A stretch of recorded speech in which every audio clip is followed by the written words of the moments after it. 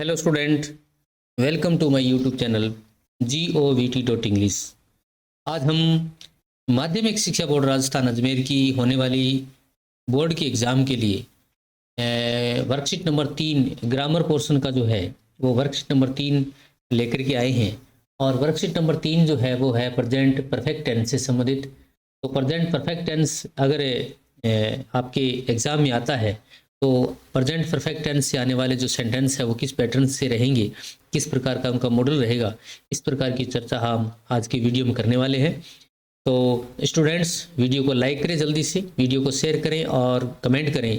अगर आप चैनल में बिल्कुल नए हैं तो चैनल को सब्सक्राइब करें और आने वाले सभी वीडियोज़ के नोटिफिकेशन भी आपको मिले, इसलिए आप घंटी वाले बटन को जरूर दबाएँ और ऑल पर जाकर के क्लिक कर दें ताकि सभी वीडियो के नोटिफिकेशन आपको मिल जाए।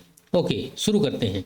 तो स्टूडेंट्स, अगर आपके बोर्ड एग्ज़ाम में ग्रामर पोर्शन में प्रेजेंट परफेक्ट टेंस से संबंधित अगर कोई सेंटेंस आता है तो वो सेंटेंस ठीक इसी प्रकार से आएगा जिस प्रकार से आपको मैं बता रहा हूँ।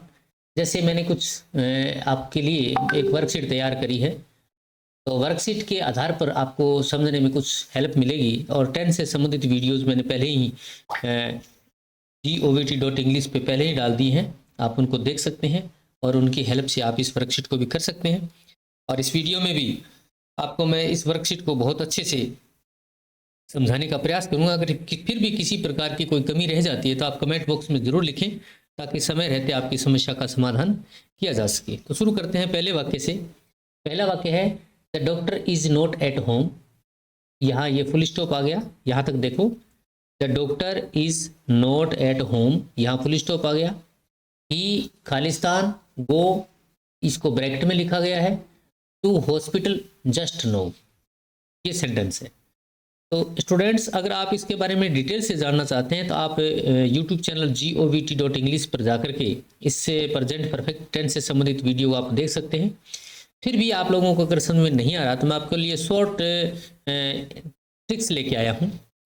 तो वो क्या है, doctor is not at home, यहाँ ये सेंटेंस कंप्लीट हो गया और यहाँ से एक सेंटेंस शुरू होता है। ही खालिस्तान गो, ये फर्स्ट फॉर्म है, जो ब्रैकेट में लिखी जाएगी वो फर्स्ट फॉर्म लिखी जाएगी। और ज़रूरी नहीं है कि ये जो फर्स्ट फॉर्म है ये यहाँ लिखी जाए, इसको एंड में भी लिखा जा सकता है, लेकिन फिर भी चलो कहीं भी हो, ब्रैकेट में लिखी हुई वर्ब जो होती है वो फर्स्ट फॉर्म में होती है। To hospital just no. अब इसमें कुछ ऐसे वर्ड्स हैं जिनको आप देख करके अंदाज़ा लगा सकते हैं कि वो वाक्य प्रेजेंट परफेक्ट टेंस से संबंधित है। जैसे जस्ट शब्द आया है और नो शब्द आया है, ये दोनों जो शब्द आते हैं ये प्रेजेंट परफेक्ट टेंस से संबंधित वर्ड्स हैं। अगर ये शब्द आते हैं, इनमें से कोई सा भी अगर शब्द आता है, चाहे जस्ट आ जाए चाहे नो आ जाए, तो आप ये समझो कि यह वाक्य प्रेजेंट परफेक्ट टेंस से संबंधित है। और प्रेजेंट परफेक्ट टेंस में क्या होता है स्टूडेंट, प्रेजेंट परफेक्ट टेंस में एक वचन के लिए हैज लगता है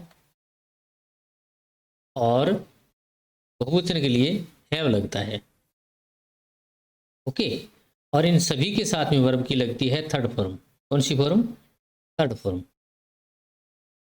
तो हम यहाँ सेलेक्ट करेंगे, देखो ऑप्शन दिए गए, इसी प्रकार के ऑप्शन आपको बोर्ड एग्जाम के पेपर में भी मिलेंगे। जैसे खालिस्तान है, इसके बाद में गो एक वर्ब आ गया जो कि फर्स्ट फॉर्म है, और जस्ट या नो से हमने इसको सेंटेंस को पहचान लिया कि ये वाक्य प्रेजेंट परफेक्ट टेंस का है। तो हम यहाँ क्या करेंगे, सब्जेक्ट से देखेंगे सब्जेक्ट क्या है। सब्जेक्ट एक वचन है तो हैज़ और वर्ब की थर्ड फॉर्म, और अगर सब्जेक्ट बहुवचन आता है तो हैव प्लस वर्ब की थर्ड फॉर्म। जैसे इज गोइंग ये नहीं आएगा, बिल्कुल नहीं आएगा। वाज गोइंग ये नहीं आएगा, बिल्कुल भी नहीं आएगा। हैव गोन, हैव इसलिए नहीं आएगा क्योंकि यह सब्जेक्ट एक वचन है, इसलिए यहाँ हैज गोन आएगा। क्या आएगा? Has gone. दूसरा सेंटेंस है रेहान खालिस्तान ऑलरेडी खालिस्तान मीट हर, और यहाँ ये सेंटेंस के फुल स्टॉप आ गया। तो स्टूडेंट्स यहाँ देखो, यहाँ भी वर्ब को दिया गया है और जो ब्रैकेट में वर्ब है उसको फर्स्ट फॉर्म में मानते हैं और फर्स्ट फॉर्म में ही लिखी जाती है, इसलिए यहाँ एक ऑलरेडी शब्द है। क्या है? ऑलरेडी शब्द है। और ऑलरेडी शब्द को पहचान करके हम ये अंदाज़ा लगाते हैं कि वाक्य जो है वो प्रेजेंट परफेक्ट टेंस से संबंधित। तो ऑलरेडी अगर शब्द आता है तो आप कर्ता के अनुसार हैज़ या हैव में से कोई एक लगाओ और वर्ब की थर्ड फॉर्म लगा दो। जैसे हैज़ मेट, ये आएगा इसकी। ओके, हैव बहुवचन में आता है, हैव मेट। ये हैव मीट ये बिल्कुल ही गलत है क्योंकि हैव के साथ थर्ड फॉर्म आता है। हैव मेट ये बहुवचन में आएगा, इज मीटिंग ये भी बिल्कुल नहीं आएगा क्योंकि वाक्य कंटिन्यूस प्रेजेंट कंटिन्यूस टेंस का नहीं है, वाक्य प्रेजेंट परफेक्ट टेंस का है और कर्ता जो है वो एक वचन है, इसके लिए एक वचन के साथ में हैज लगेगा और ऑलरेडी आएगा, उसके बाद में MET मेट आएगा। ओके, तीसरा सेंटेंस देखो, my mother Khalistan take 2 cups of tea so far. तो यह माई मदर एक वचन है और टेक ये फर्स्ट फॉर्म है और 2 कप्स ऑफ टी ये सेंटेंस का एक पार्ट हो गया। सो फार यानी सो फार अगर शब्द आता है सो फार तो आप यूं समझो कि वाक्य प्रेजेंट परफेक्ट टेंस का है और एक वचन कर्ता के हिसाब से हैज प्लस थर्ड फॉर्म लगेगा। हैज इसमें कहाँ है, देखो पहले हैज इसमें एक ही है तो एक यहीं सही रहेगा इसका। इज टेकिंग नहीं आएगा, हैव टेकन नहीं आएगा, हैव टेकन तभी आएगा जब वाक्य में यहाँ जो सब्जेक्ट है वो बहुवचन का हो, यहाँ वाक्य एक वचन का है तो हैज टेकन आएगा। ओके, चौथा सेंटेंस देखो, पवन खालिस्तान फ्रॉम बीकानेर यट, यहाँ यट शब्द आया है और एक बात और देखने की है, यहाँ देखो ब्रैकेट में लिखा है नोट रिटर्न, क्या लिखा है, नोट रिटर्न लिखा है। इसका मतलब यहाँ हमें सेंटेंस को नेगेटिव बनाना है यानी नकारात्मक वाक्य बनाना है। तो यहाँ पवन एक वचन है, एक वचन के लिए लगता है हैज और इसके साथ में लगेगा नोट। तो हैज देखो इसमें हैज नहीं है, इसमें हैड है, इसमें विल है, इसमें हैज है, तो हैज नोट रिटर्न ये आएगा।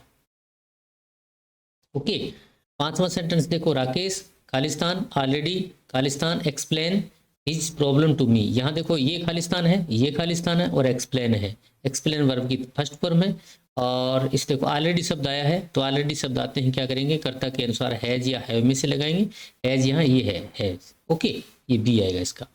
कविता Khalistan begin to live in this locality recently का मतलब होता है हाल ही में। तो इस प्रकार से अगर ये शब्द आता है, रिसेंटली शब्द आता है तो आप यहाँ प्रेजेंट परफेक्ट टेंस में मान करके इसको हैज का यूज करोगे, हैज भी करना आएगा। Khalistan right 20 place so far, ये सो फार मैंने पहले भी बताया है, अगर सो फार वर्ड आता है तो वाक्य प्रेजेंट परफेक्ट टेंस का होता है और कर्ता अगर एक वचन है तो हैज प्लस थर्ड फॉर्म और कर्ता अगर बहुवचन है तो हैव प्लस थर्ड फॉर्म, तो हैज रिटर्न आएगा ये। 8 नंबर सेंटेंस है, I Khalistan not see him so far, ये सो फार फिर से आ गया। तो एक बात तो ये आ गया कि सो फार है तो इसका मतलब वाक्य प्रेजेंट परफेक्ट टेंस का है। दूसरा नोट सी है, इसका मतलब हमें नेगेटिव सेंटेंस है बनाना है। तो आई यहाँ बहुवचन मानते हैं तो आई के साथ में हैव वाला लगेगा और नोट भी लगेगा क्योंकि यहाँ नोट लगा है, तो हैव नोट सीन ये आएगा। क्योंकि हैज नोट सीन इसलिए नहीं आएगा क्योंकि यह करता आई है, आई के साथ में हैव लगता है, हैज नहीं लगता। 9 नंबर वाक्य देखो, Khalistan you not finish clearing work yet शब्द आया है। अगर यट शब्द आता है सेंटेंस में तो उस सेंटेंस में क्या करोगे। और दूसरी बात ये कि यहाँ इंटरोगेटिव मार्क भी है यानी प्रश्नवाचक चिन्ह भी लगा है यहाँ देखो, इसका मतलब सेंटेंस को प्रश्नवाचक बनाना है यानी हेल्पिंग वर्ब को सबसे पहले लिखना है और उसके बाद में यह वर्ब की थर्ड फॉर्म लिखनी है। तो यू के अनुसार हैव शब्द आता है यानी जब यट शब्द आता है तो वाक्य प्रेजेंट परफेक्ट टेंस का है और प्रेजेंट परफेक्ट टेंस में क्या होता है, हैव या हैज लगता है। तो यू के अनुसार हैव लगेगा पहले, हैव यहाँ भी है और किसी में हैव नहीं है तो ये हैव आएगा, इसका आंसर ये आएगा। ओके, 10 नंबर देखो, वी ऑलरेडी आ गया, complete work we don't need no, ये नो शब्द आ गया। तो नो शब्द आ गया इसका मतलब कि ऑलरेडी शब्द है इसमें देखो ऑलरेडी शब्द आया है तो ऑलरेडी शब्द को पकड़ लेते हैं। ऑलरेडी शब्द जैसे ही आता है तो कर्ता के अनुसार हैज या हैव में से लगाते हैं। तो वी यहाँ बहुवचन है तो हैव लगाएंगे, हैव वाला कौन है, ये हैव वाला है, तो ये सही रहेगा। तो स्टूडेंट्स इस प्रकार से अपन ये वर्कशीट नंबर जो है 2 नंबर वर्कशीट है वो आराम से कर सकते हैं और आप अपनी नोटबुक में भी इसको कर सकते हैं।